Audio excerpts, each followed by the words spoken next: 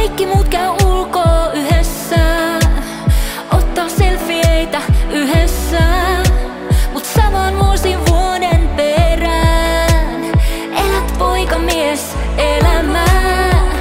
Sä et halua munkaa jumittaa, vaan tehdä täysin mitä huvittaa.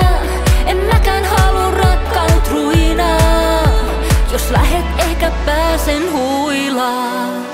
Miks sun pitää olla niin sus? Miks mun pitää olla kissus? Miks sun pitää olla niin sus?